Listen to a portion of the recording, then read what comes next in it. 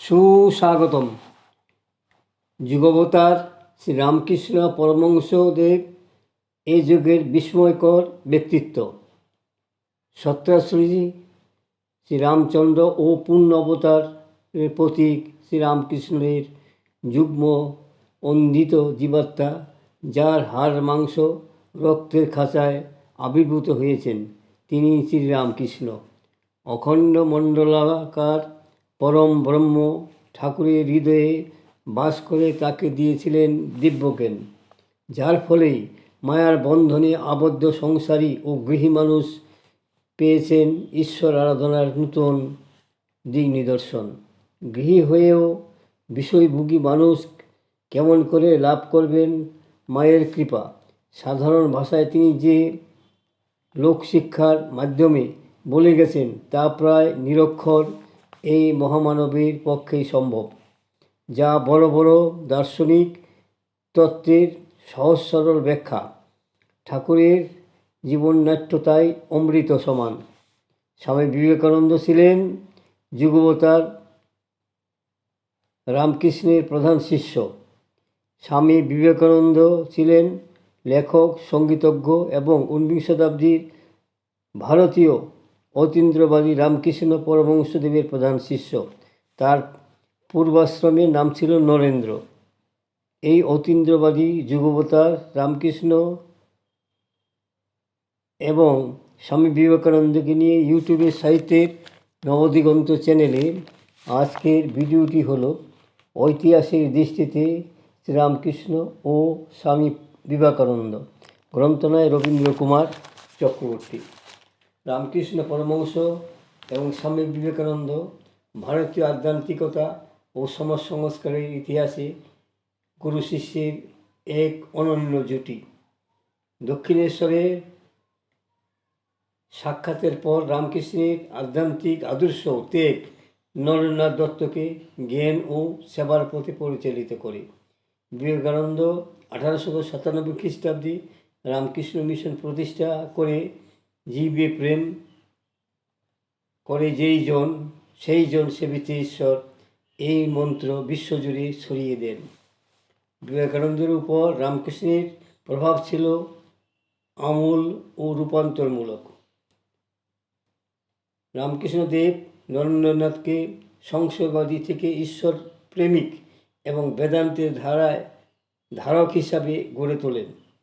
তার শিবজ্ঞানী জীবসেবা দর্শন বিবেকানন্দকে সমাজসেবা ও কর্মযুগের পথে পরিচালিত করে, যার ফলে স্বামীজি আত্মনমুখ্যার্থং জগদ্ধিতায় চ মন্ত্রে রামকৃষ্ণ মিশন প্রতিষ্ঠা করেন।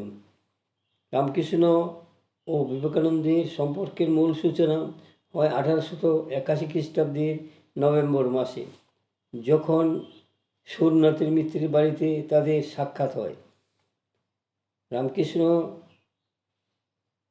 দেব নরেন্দ্রনাথকে গান গাইতে বললেন। তার গানের প্রতিবার মুগ্ধ হয়ে তিনি তাকে দক্ষিণেশ্বরে আমন্ত্রণ জানান। নরেন্দ্রনাথ সেই আমন্ত্রণ গ্রহণ করেন এবং সেই সাক্ষাৎটি নরেন্দ্রনাথের জীবনে একটি গুরুত্বপূর্ণ মোড় হিসাবে প্রমাণিত হয়। শুরুতে নরেন্দ্রনাথ রামকৃষ্ণকে তার গুরু হিসাবে গ্রহণ করেননি এবং তাকে একরোখা বলে মনে করতেন, কিন্তু অবশেষে তিনি তার জীবনের অন্যতম ঘনিষ্ঠ ব্যক্তিত্বে পরিণত হন। কথিত আছে, রামকৃষ্ণই নরেন্দ্রনাথের ব্যক্তিত্ব গঠন করেছিলেন এবং মানব সেবায় জীবন উৎসর্গ করার জন্য তাকে প্রস্তুত করেছিলেন। 19 শতাব্দীর হিন্দু ধর্ম পুনরুজ্জীবনের অগ্রদূত রামকৃষ্ণ দেব দ্বারা অনুপ্রাণিত অদ্বৈত বেদান্ত দর্শনের বার্তা, যা হিন্দু ধর্মের একটি মতবাদ, তার প্রখ্যাত শিষ্য বিবেকানন্দ সর্বপ্রথম শিকাগো শহরে 11 সেপ্টেম্বর 1893 খ্রিস্টাব্দে অনুষ্ঠিত বিশ্ব ধর্ম সম্মেলনে দক্ষতার সাথে বিশ্বাসযোগ্যভাবে প্রচার করেন এবং এভাবেই সমগ্র মার্কিন যুক্তরাষ্ট্রে রামকৃষ্ণ আন্দোলনের চিত্তাকর্ষক প্রচার শুরু করেন। বিবেকানন্দ রামকৃষ্ণকে ঈশ্বরের অবতার বলে মনে করতেন। 1895 খ্রিস্টাব্দে একটি চিঠিতে তিনি লিখেছিলেন যে রামকৃষ্ণের মধ্যে ছিল জ্ঞান, ভক্তি, প্রেম এবং অসীম জ্ঞান, অসীম প্রেম, অসীম কর্ম, সকল প্রাণীর প্রতি অসীম করুণা।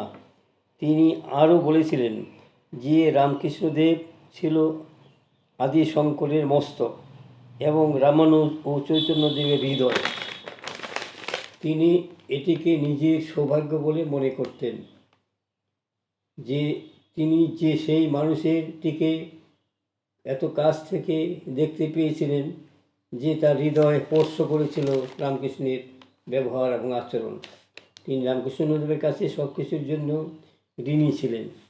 তিনি বলেছিলেন, আমার বর্তমান সত্তা, আমার এই বিশ্ব একদিন যা হবে তার সবই আমার গুরু শ্রীরামকৃষ্ণের কৃপায়, যিনি হিন্দু ধর্ম ও ইসলাম ধর্ম, খ্রিস্ট ধর্ম সর্বত্রই সব কিছুরই মূলে থাকা এই বিস্ময়কর ঐক্যকে আবিষ্কার করে অবতার গ্রহণ করেছিলেন, উপলব্ধি করেছিলেন এবং শিক্ষা দিয়েছিলেন। বিবেকানন্দ রামকৃষ্ণের মাতৃসাধনায় ধারাকে বহন করে বলেছিলেন, ভালো না তুমি জন্ম হতে মায়ের জন্য বলি প্রদত্ত, বলিও না তোমার সমাজ সেই বিরাট মহামায়ার ছায়ামাত্র, বলিও না নীচ জাতি, মূর্খ, দরিদ্র, মুচি, মেথর তোমার ভাই। হে বীর, সাহস অবলম্বন করো, সদল্পে বলো আমি ভারতবাসী, ভারতবাসী আমার ভাই। ও এ মা যেমন একদিকে দেশ মা, তেমনি অন্যদিকে বিশ্বমা। বন্ধুগণ, আমার এই সংক্ষিপ্ত ভিডিওখানি এখানে শেষ হলো। যদি আপনাদের মনোপুত হয় সাবস্ক্রাইব, শেয়ার এবং লাইক করতে ভুলবেন না যেন। সুস্বাগতম।